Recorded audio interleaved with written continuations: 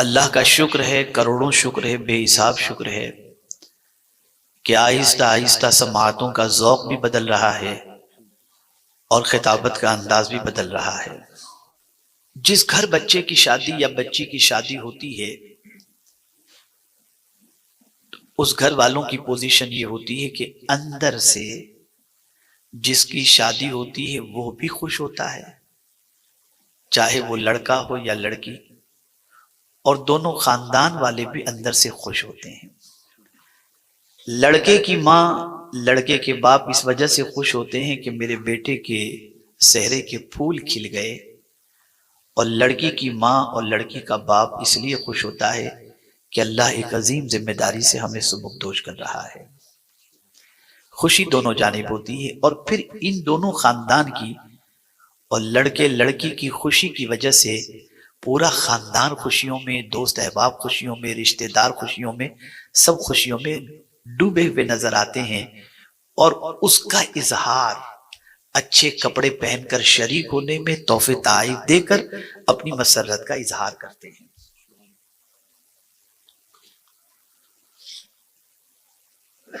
لڑکے کی تمنا پوری ہو رہی ہے کہ الحمدللہ میری شادی ہو رہی ہے، بیوی کے ملنے کی اسے خوشی ہوتی ہے۔ لڑکی کی خوشی کی وجہ ہوتی ہے کہ اللہ تعالیٰ اسے ایک شوہر کی شکل کے اندر مرد عطا کر رہا ہے، تو اسے اس کی خوشی ہوتی ہے، اور ہونا بھی چاہیے۔ دنیا میں خوشیوں کے مختلف انداز ہیں۔ ایسا نہیں کہ صرف شادی ہونے والے کو خوشی ہوتی ہے، شادی ہونے والی کو خوشی ہوتی ہے، یا خاندان والوں کو خوشی ہوتی ہے۔ ہر وہ چیز جو پسند کی انسان کو مل جائے، اس کے ملنے پر اسے خوشی ہوتی ہے۔ شادی ہو گئی، بچے کی تمنا ہے، بچہ ملا تو خوشی ہو گئی۔ جاب نہیں ہے، جاب مل گئی، ملازمت مل گئی، آدمی خوش ہو گیا۔ کاروبار نہیں چل رہا تھا، چلنے لگا، دولت مل گئی، خوشی حاصل ہو گئی۔ یہ ساری چیزیں خوشیوں کے مختلف معیار ہیں۔ اب جو چیزیں مل رہی ہیں، توجہ چاہوں گا، جو چیزیں ہماری طلب کی ہیں اس کے ملنے پر خوشی کیوں ہوتی ہے؟ اس لیے کہ وہ ہماری پسند کی چیز اور ہمیں کام آنے والی چیز ہوتی ہے۔ دولت ہمیں کام آئے گی، مال مل گیا تو خوشی اس کے لیے ہوتی ہے کہ مال آیا، اچھے کپڑے خریدیں گے، اچھی گھڑی خریدیں گے، اچھا موبائل خریدیں گے، اچھے کپڑے جوتے خریدیں گے۔ تو مال کے ملنے پر خوشی اس لیے ہوتی ہے کہ مال ہماری خواہش کی تکمیل کا ایک ذریعہ ہے۔ بیوی کے ملنے پر خوشی اس لیے ہوتی ہے کہ بیوی ہمارے سکون کا ذریعہ ہے، ہماری آرزو اور خواہشوں کی تکمیل کا سبب ہے۔ ماں باپ کی شفقتوں سے خوشی اس لیے ہوتی ہے کہ ماں باپ کی شفقتیں انسان کی تھکان کو دور کر دیتی ہیں، اور ان کی دعاؤں سے انسان کی بگڑی ہوئی تقدیر بھی سنور جایا کرتی ہے۔ اچھے استاد کے ملنے پر خوشی اس لیے ہوتی ہے کہ استاد کے اچھے ملنے کی بنیاد پر علم کے زیور سے آراستہ ہو کر معاشرے میں ہم ایک مقام پا لیتے ہیں، اس مقام کے ملنے پر ہمیں خوشی محسوس ہوتی ہے۔ میں یہ نہیں کہتا کہ آپ کا کاروبار اچھا ہو تو آپ خوشی نہ مناؤ، میں یہ نہیں کہتا آپ کی شادی ہو تو آپ خوشی نہ مناؤ، اور میں یہ بھی نہیں کہتا کہ آپ کو دولت ملے تو آپ خوشی نہ مناؤ، میں یہ بھی نہیں کہتا کہ آپ کو اولاد اللہ عطا کرے تو خوشی نہ مناؤ۔ ضرور مناؤ، عید کے دن بھی مناؤ، سب اچھے موقع پر جہاں جہاں خوشی کا منانے کا حکم ہے آپ ضرور مناؤ۔ لیکن ہر چیز کو دیکھیں آپ کہ ان ساری چیزوں کے ملنے کے بعد بیوی ملی، آپ خوشی منا رہے ہیں۔ اللہ نے آپ کی زندگی جتنی رکھی ہے، میری زندگی جتنی رکھی ہے، ہم جیئیں گے، اور جب اس دنیا سے چلے جائیں گے تو عدت گزارنے کے بعد وہ بیوی دوسرے کے نکاح میں جا سکتی ہے، اب وہ ہماری نہیں رہی۔ جسم سے روح کا رشتہ ٹوٹا کہ بیوی دوسرے کی ہو سکتی ہے۔ قبر کے اندر بیوی نہیں آئے گی۔ ماں بیٹے کے جسم سے رشتہ، بیٹے کے جسم کا روح سے رشتہ ٹوٹا، وہ ماں جو شفقت و محبت کے بے پناہ جو ہے وہ پھول نچھاور کرتی تھی، وہی ماں بچے کے مرنے کے بعد قبر کی دہلیز تک بچے کو چھوڑنے کے لیے اجازت دے دے گی، لیکن ماں قبر میں کام نہیں آئے گی۔ ماں کے ملنے پر ہم خوشی مناتے تھے اور منانا بھی چاہیے، لیکن ماں ہماری قبر کے اندر ہمیں کام نہیں آتی، نہ محشر میں کام آئے گی۔ قرآن نے واضح لفظوں میں فرما دیا کہ قیامت کے دن ماں بھی اپنے بچے سے بھاگتی ہے۔ دولت کے ملنے پر ہم خوشی مناتے ہیں، منانا چاہیے، شکر منانا چاہیے کہ اللہ تو نے ہمیں فقر و فاقے سے بچا لیا اور دولت کی نعمت تو نے عطا فرمائی، لیکن یہ دولت بھی روح سے جسم کا رشتہ ٹوٹا، کام نہیں آئے گی۔ قبر میں ساری دولت آپ جائیں گے تو زمین پر چھوڑ کر چلے جائیں گے۔ لیکن جب فکر رضا کو دیکھتا ہوں، تاجدار بریلی کی فکر دیکھتا ہوں اور سوچ میں ڈوب جاتا ہوں کہ وہ کس چیز پر اللہ کا شکر کرتے ہیں اور خوشی مناتے ہیں، تو پھر کہتے ہوئے نظر آتے ہیں وہی رب ہے جس نے تجھ کو ہمتن کرم بنایا، ہمیں بھیک مانگنے کو تیرا آستاں بتایا، تجھے حمد ہے خدایا، تجھے حمد ہے خدایا۔ وہ شکر اس بات پر منا رہے ہیں کہ اللہ تیرا کروڑوں شکر ہے کہ تو نے مصطفیٰ جان رحمت کا بھکاری ہمیں بنا دیا اور ایسا رسول عطا فرمایا جن کا پورا وجود نعمتوں کی خیرات تقسیم کرتا ہوا نظر آتا ہے۔ یہ ایک فکر ہونی چاہیے، اور یہ وہی بات کر سکتا ہے جس کا تعلق بالرسول مضبوط ہو، جس کی گہرائی کے ساتھ قرآن پر نظر ہو، جس کی گہرائی کے ساتھ سیرت پر نظر ہو۔ وہ سب سے بڑی نعمت مصطفیٰ جان رحمت صلی اللہ علیہ وسلم کو سمجھے گا، اس لیے کہ دنیا کی ساری نعمتیں تمہارا ساتھ چھوڑ سکتی ہیں، لیکن مدینے کے تاجدار قبر میں بھی تمہیں کام آئیں گے اور محشر میں بھی تمہیں کام آئیں گے۔ تو اس عظیم نعمت کے ملنے پر خوشی مناؤ اور اللہ کا شکر ادا کرو کہ اللہ تیرا شکر ہے کہ تو نے اپنے حبیب کی امت میں ہمیں پیدا فرمایا۔ اس بات پر سب سے زیادہ شکر ادا کرنا چاہیے۔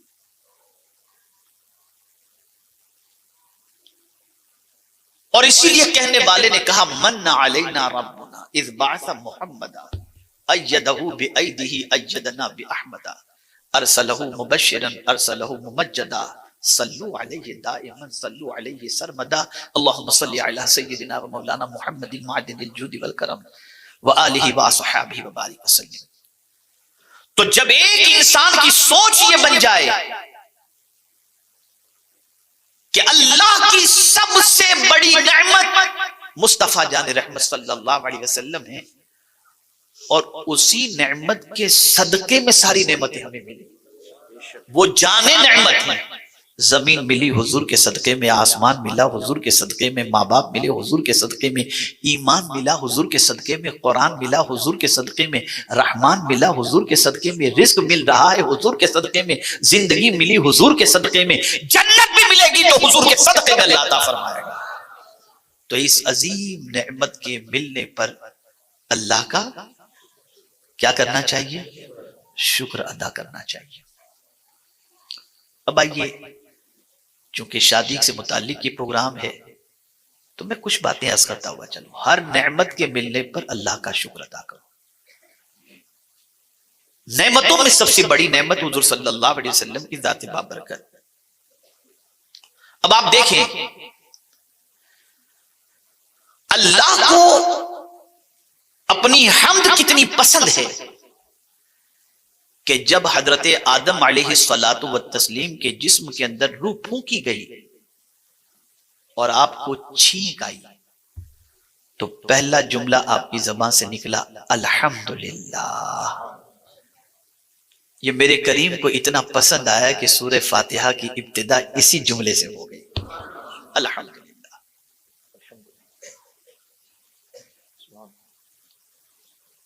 شادی کی خوشی اس طرح نہ مناؤ جو خلاف شریعت ہو،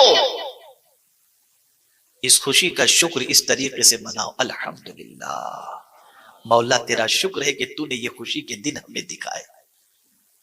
اور جب اس طریقے سے کوئی خوشی مناتا ہے کہ نعمت کے ملنے پر اللہ عز و جل کی حمد بجا لاتا ہے، تو میرا مولا فرماتا ہے اس بندے نے حمد بجا لائی ہے نا اور شکر کیا ہے صحیح طور پر، اس سے یہ نعمت چھینی نہیں جائے گی۔ لئن شکرتم لازیدنکم، تم شکر کرو گے ہم تمہیں زیادہ عطا کریں گے۔ تم ایک نعمت پر شکر ادا کر رہے ہو، ہم تم پر نعمتوں کی بارشیں نازل کر دیں گے۔ اور یہی درس اللہ کے رسول صلی اللہ علیہ وسلم نے ہر نعمت کے ملنے پر ہمیں عطا فرمایا الحمدللہ کہ یہ پڑھا کرو. آپ کے گھر شادی ہو رہی الحمدللہ الحمدللہ الحمدللہ الحمدللہ الحمدللہ بس پڑھتے رہو. وہ کون سی نعمت ہے جس کے ملنے پر الحمدللہ نہ پڑھا جائے؟ ہر نعمت کے ملنے پر الحمدللہ پڑھو. کس طریقے سے میں آپ کو بتاؤں. رات کو ہم سوتے ہیں تو نیند کو موت کا بھائی یا بہن کہا گیا ہے نا. النوم اخو الموت. نیند کیا ہے؟ موت کا دوسرا نام ہے. موت کا دوسرا نام. بہت سارے سوتے ہیں سوتے ہی رہ جاتے ہیں. صبح جگانے پر پتہ چلتا ہے کہ وہ تو ہمیشہ کے لیے سو گئے. لیکن سونے کے بعد جب تمہاری آنکھ کھلے اور تم اپنے اندر زندگی پا رہے ہو، ہوش پا رہے ہو، تو پہلے تکیے کے نیچے سے موبائل نکال کر کے واٹس ایپ دیکھنے کی ضرورت نہیں، بیڑی نکال کر پینے کی ضرورت نہیں، اخبار نکال کر کے مطالعے کی ضرورت نہیں. حضور فرماتے نئی زندگی ملی، پڑھو الحمدللہ الذی احیانا بعد ما اماتنا والیہ النشور. اٹھتے ہی اللہ کی حمد بجا لاؤ، میرے مولا تو نے موت کے بعد ہمیں ایک نئی زندگی عطا فرمائی، ہم تیرا شکر ادا کر رہے ہیں. پڑھو. دعا ہی یاد نہیں ہے لوگوں کو. جب کلمہ یاد نہیں تو دعا کہاں سے یاد ہوگی؟ اٹھ کے بیڑی یاد ہے، سگریٹ یاد ہے، پیپر یاد ہے، ٹی وی یاد ہے، واٹس ایپ یاد ہے، یہ سب ساری چیزیں یاد ہیں. اور جب انسان اللہ کی نعمتوں کی ناقدری شروع کر دے اور اس کا شکر بجا لانا چھوڑ دے تو پھر اللہ عز و جل اس بندے کی زندگی سے برکت بھی چھین لیتا ہے اور خوشی بھی چھین لیتا ہے. آج میرا جملہ ذہن کے اندر محفوظ کر لو، بہت سارے لوگ آپ کو ایسے ملیں گے جو زندہ تو ہیں لیکن وہ اپنی زندگی کو اپنے لیے بوجھ تصور کرتے ہیں. یہ زندگی بوجھ کیسے بن گئی؟ اس لیے بن گئی کہ زندگی کو اللہ کی نعمت سمجھ کر اس کا شکر ادا کرنے کا جذبہ نہیں رہا. بٹ زندگی بہت بڑی نعمت ہے، بہت بڑی نعمت ہے. اے رسول گرامی وقار صلی اللہ تعالی علیہ وسلم کے پیارے دیوانوں، جماہی بھی آتی ہے، چھینک بھی آتی ہے، لیکن دونوں میں فرق ہے. آپ کو معلوم ہے کہ چھینک پر الحمدللہ رب العالمین کا جواب دینا کتنا اونچا مقام ہے اس کا. یہ حق کے مسلم کے اندر شامل کیا گیا ہے. اور یہ کیوں کہا گیا کہ چھینک آئے تو الحمدللہ پڑھو؟ اس لیے کہا گیا کہ تمہاری سانس تھوڑی دیر کے لیے رک جاتی ہے، جیسے ہی چھینک آئی تمہاری سانس شروع ہو گئی، اس ایک سانس کے اس چھینک کے بعد سانس کے جاری ہو جانے پر فوراً کہو الحمدللہ رب العالمین، اے اللہ تیرا شکر ہے کہ تو نے میری رکی ہوئی سانس کو دوبارہ جاری فرما دیا. اور پھر سننے والے مسلمان پر ضروری ہے کہ وہ کہے یرحمک اللہ، اللہ تم پر رحم فرمائے. اسلام سراپا دعا کا مذہب ہے. اسی طریقے سے آپ دیکھیں، پانی پی لو، تمہاری پیاس بجھی نا تو فوراً تم کو الحمدللہ. اب جب تم نے الحمدللہ کہہ کر پانی پینے کے بعد اللہ کا شکر ادا کیا تو نہ تمہارے لیے بارش روکی جائے گی نہ تمہارے لیے پانی روکا جائے گا، اس لیے کہ تم نے شکر ادا کیا، تم کو اور پانی کی نعمت سے مالا مال کیا جائے. لیکن کیا کیا جائے ان مسلمانوں کا جو پانی پلانے والے کا تو شکر ادا کرتے ہیں، اگر کوئی گلاس لا کر کے پیش کر دے تو کہتے ہیں تھینک یو، تمہارو آبھار، تم نے بھولسو نہیں، تمہیں ہماری پیاس بجھاوی دی تھی. لیکن الحمدللہ بھول جاتے ہیں. الحمدللہ بھول. کتنے لوگ ہیں جو پانی پینے کے بعد الحمدللہ کہتے ہیں؟ پینے سے پہلے بسم اللہ شریف پڑھتے ہیں کتنے لوگ ہیں؟ نہیں. کھانا کھا لینے کے بعد وہاں بھی الحمدللہ آپ کو ملے گا کہ جب کھانا کھا لو تو کہو الحمدللہ الذی اطعمنا وسقانا وجعلنا من المسلمین. کہ اللہ تیرا شکر ہے کہ تو نے ہم کو کھلایا، ہم کو پلایا اور ہمیں مسلمانوں میں تو نے شامل کیا. یہ اللہ تیرا شکر ہے. ہم ہر جگہ اللہ کو بھول گئے. توجہ چاہوں گا، ہر جگہ اللہ کو بھول گئے، جبکہ قرآن کہتے ہیں وَلَا تَكُونُوا كَالَّذِينَ نَسُوا اللَّهَ، ان کی طرح نہ ہو جانا جو اللہ کو بھلا دیے. تو سزا کیا ملی؟ فَأَنسَاهُمْ أَنفُسَهُمْ، تو اللہ نے ان کی ذات کو ان سے بھلا دیا. اب ہر بندہ جو ہے نا اپنی ذات کو بھولے ہوئے بیٹھا ہوا ہے، خود فراموشی کا شکار بن گیا. جب اللہ کو بھول جاؤ گے تو خود فراموشی کے شکار ہو جاؤ گے. اب آئیے، حضرت ابراہیم علیہ السلام ضعیف ہو چکے تھے اور آنگن میں کوئی پھول کھلا ہوا نہیں تھا، لیکن نبی کا یقین بڑا پختہ ہوتا ہے رب سے متعلق. تو بڑھاپے میں 80 یا 100 سال کے قریب کی کم و بیش عمر رہی ہوگی حضرت ابراہیم علیہ السلام کی. دعا کی رب ہب لی من الصالحین، اے میرے رب مجھے نیک اولاد عطا فرما. اولاد عطا فرما نہیں کہا، نیک اولاد. تو کامل دعا یہ ہے کہ اللہ سے اولاد بھی مانگو تو نیک اولاد مانگو. نیک اولاد اللہ نے عطا فرمائی.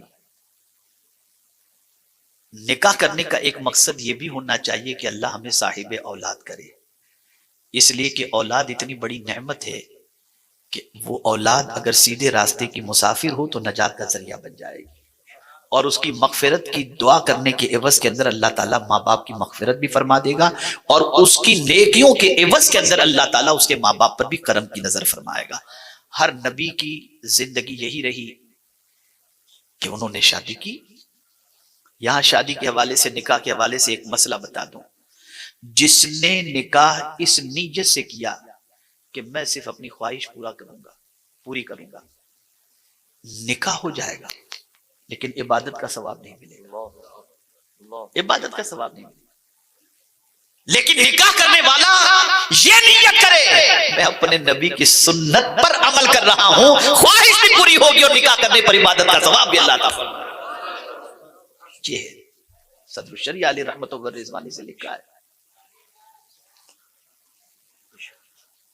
تو اے رسول اعظم صلی اللہ علیہ وسلم کے دیوانوں، بڑھاپے میں دعا کی رب ہب لی من الصالحین، اے اللہ مجھے نیک اولاد عطا فرما.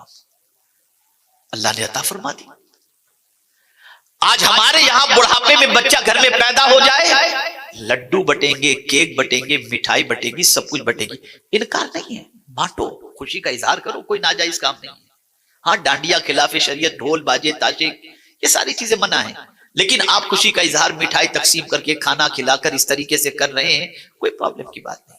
جن چیزوں کو اللہ اور اس کے رسول نے حرام نہیں فرمایا ہے اور جو شریعت کے خلاف نہیں ہے، آپ اگر اظہار مسرت اس طریقے سے کرتے ہیں تو کوئی مذائقے کی بات نہیں.